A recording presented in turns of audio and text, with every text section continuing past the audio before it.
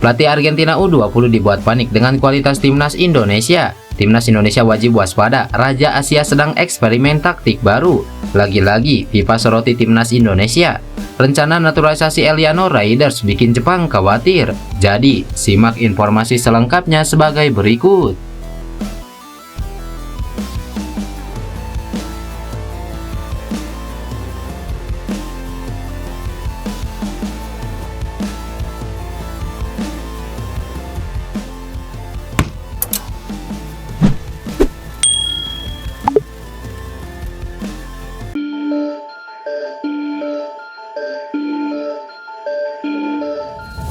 Seperti yang diketahui, laga timnas Indonesia U20 menghadapi Argentina baru saja selesai.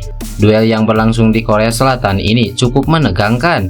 Meski Argentina mendominasi pertandingan sejak awal babak pertama, timnas Indonesia bukan tanpa perlawanan. Mereka menunjukkan perkembangan yang sangat signifikan, walaupun tim yang dihadapi bukan tim sembarangan. Serangan-serangan Indonesia cukup membuat pelatih Argentina sesekali terlihat panik. Bagaimana bisa tim sekelas Argentina cukup bisa diimbangi timnas Indonesia U20?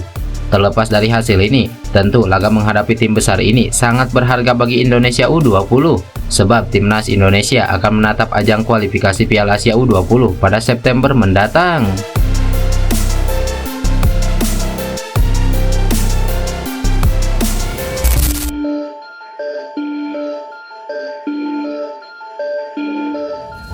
Pelatih timnas Jepang Hajime Moriyasu akan kembali melakukan eksperimen taktikal. Tentu ini jadi warning bagi timnas Indonesia. Seperti yang diketahui, Jepang masuk ke dalam grup C bersama Australia, Arab Saudi, Bahrain, Cina, dan timnas Indonesia. Laga perdana akan mempertemukan timnas Samurai Biru melawan Cina pada 5 September mendatang. Sinyal eksperimen taktik Jepang terjadi saat pertandingan melawan Suriah pada putaran kedua lalu. Mereka yang datang dengan formasi 3 back berubah menjadi 4 back. Selanjutnya, eksperimen akan terus dilakukan untuk menemukan komposisi yang tepat. Hajime Moriyasu menjelaskan pada Piala Asia 2023 lalu, taktik mereka sukses dibaca lawan. 3 pertandingan harus diselesaikan dengan 2 kemenangan saat melawan Vietnam dan timnas Indonesia. Samurai Biru harus tumbang saat berhadapan dengan Irak. Pada babak perempat besar, mereka sukses melewati Bahrain dan harus kalah pada perempat final melawan Iran. Performa mereka langsung mendapatkan kritikan tajam sejak saat itu.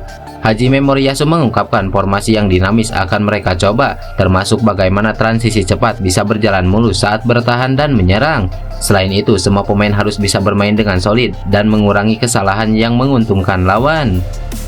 Di Piala Asia, lawan-lawan mempelajari kami dan menyulitkan kami. Sistem pertama saja tidak cukup untuk menghentikan mereka. Dari sana, bagaimana kami dapat mengubah dan mengeluarkan kekuatan kami dalam menyerang dan bertahan. Kami berpikir tentang bagaimana kami dapat memaksimalkan kekuatan kami sebagai sebuah tim, bagaimana kami dapat berfungsi sebagai sebuah grup dengan kemampuan individu, serta kemampuan individu dan kolektif kami. Jelas Hajime Moriyasu.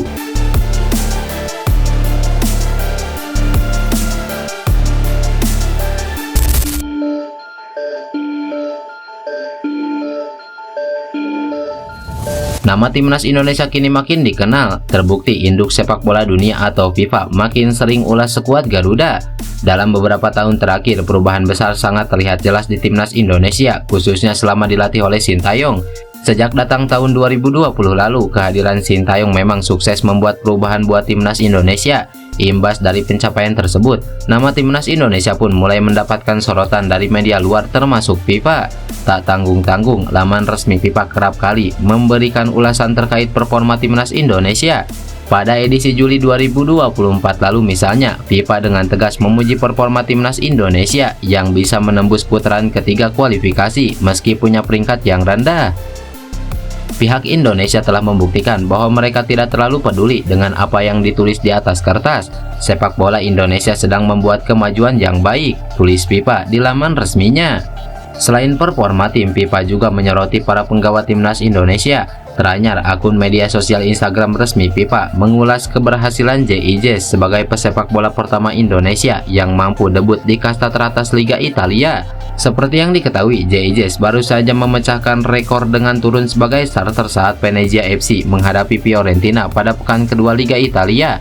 Dengan atensi yang cukup besar dari FIFA tersebut, jelas jadi tanda buat timnas Indonesia bahwa mereka saat ini bukan lagi tim penghibur di Asia. Sorotan dari FIFA menjadi bukti bahwa timnas Indonesia tengah merangkak maju dan berhasrat untuk cetak rekor dengan tampil di Piala Dunia perdana sepanjang sejarah.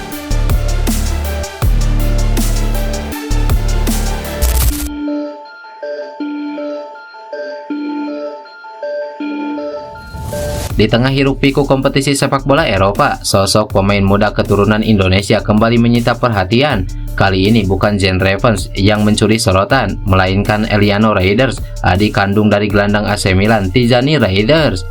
Pemain berdarah Maluku ini tengah menjadi perbincangan hangat di kalangan penggemar bola, termasuk di Jepang. Eliano yang saat ini berusia 23 tahun telah menunjukkan performanya yang mengesankan bersama klub Belanda VS Zwolle. Musim lalu menjadi bukti keseriusannya dalam mengembangkan karir.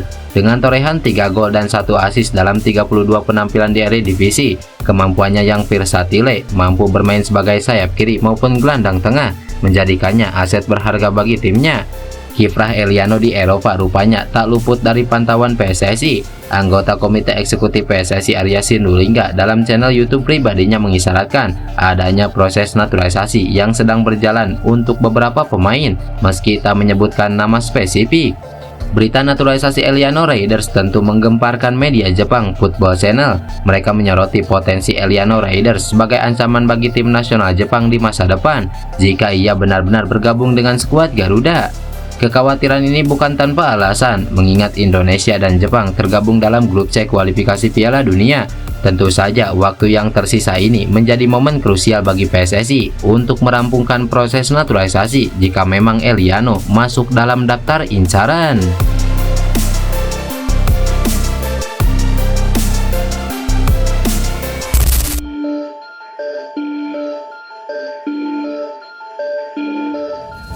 Pelatih Timnas Indonesia U20 Indra Syafri tiba-tiba memuji peran besar Sintayong untuk Timnas Indonesia. Pujian itu disampaikan oleh Indra Syafri sebelum mengawal Timnas Indonesia U20 tampil di Seoul On US Cup 2024. Indra mengatakan Sintayong merupakan sosok yang berperan besar dalam perkembangan sepak bola Indonesia.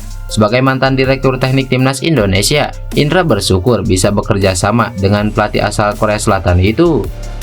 Saya berinteraksi dengannya sebagai direktur teknik selama 3 tahun. Dia orang yang baik dan banyak membantu dalam mengubah sepak bola Indonesia. Kami masih banyak berkomunikasi untuk membantu kelompok umur dan timnas senior tumbuh sebagai satu tim, kata Indra Syafri. Indra Syafri sendiri saat ini berfokus untuk mengembangkan Timnas Indonesia U20. Seperti yang diketahui, Timnas Indonesia U20 saat ini sedang mengikuti mini turnamen di Korea. Indra mengatakan mini turnamen ini merupakan bagian dari persiapan timnya sebelum melangkah ke kualifikasi Piala Asia U20 2025 mendatang.